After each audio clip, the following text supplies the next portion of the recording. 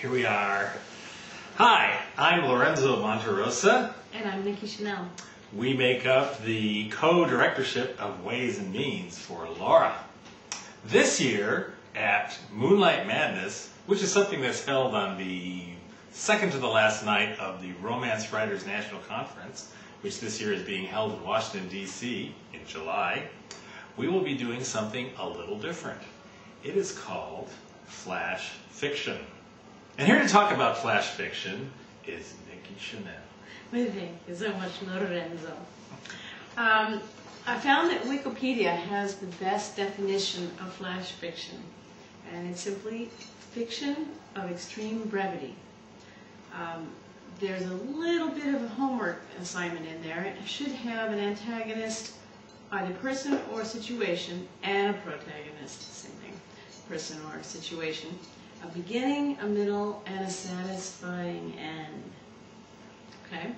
Then we have micro-fiction, is from 10 to 300 words, and that's similar to Aesop's fables, where you have a story and then the moral and the story. And the moral is just as much fiction as the story is. 69ers is usually done in threes, but each one of the portions of the prose would be 69 words, not counting the title. And of course, 69 is from erotic romance. So. He likes 69. Drabble is exactly 100 words. Postcard fiction is about 250 or as many words as you can fit on a postcard.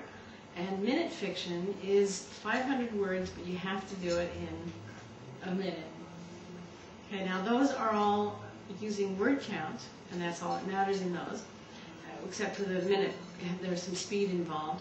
But there's also quick or fast fiction, and that's all about speed. Somebody else gives you the idea, and then you write for either 1 minute, 5, or 15, and you just write as much as you can in that amount of time. And that's good because then your conscious mind doesn't really get to be in the way and criticize you, so you get this clean story. So flash fiction is actually very good for getting through writer's blocks, helps you get in the mood to edit. Hey, you can win contests and be recognized for the writer that you really are. So we would like to see if any of the Laura members, because it's only open to Laura members, have any submissions, and this is actually an experiment because we have such limited time. Try this out this year, and if it works out well, we'll do a full-blown next year. The idea is to have the submissions posted in a little booklet, and then we sell that at Midnight Madness to pass on a literary art form. From our chapter. From our chapter. And exactly. where do they send that to? Submit your entries to Niki Chanel, that's NIKI CHANEL @gmail.com. And please, by the end of June 2009, so we can get them together to have them available in July. And where did you get some of this idea from, anyway? I was inspired by a cute little pin that Kate Willoughby had last year at the Romance Midnight Madness. Here's a couple of them. Oh, I'm gonna get stick on my head. I can read you one of mine here. See they're little pins.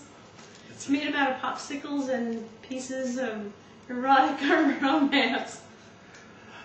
Oh God, yes, just like that. Yes, just like that. And then mine says, you didn't know you want it. So they're really darling, and I just went crazy for them and thought, we got to take this a step further, and so this is the new experiment, and thank you, Kate Willoughby. Should I read this example? Oh, yeah, we want to have him read you one. This is from Pamela Gay, who's actually done several of them, and so this is one of hers.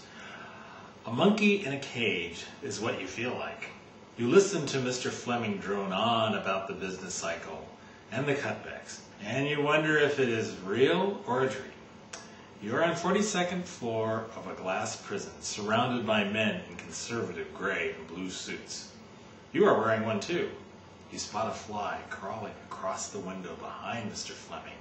A thin silver proboscis darts out of the fly and spears him in the neck. He doesn't notice. The fly slurps him down like a Coca-Cola, and he collapses to the floor a punctured balloon. It is the signal for lunch. Yay! Okay, that address again, where to send your submissions, is nikichanel@gmail.com. NIKICHANEL. Thank you. Thank you. I think that's key.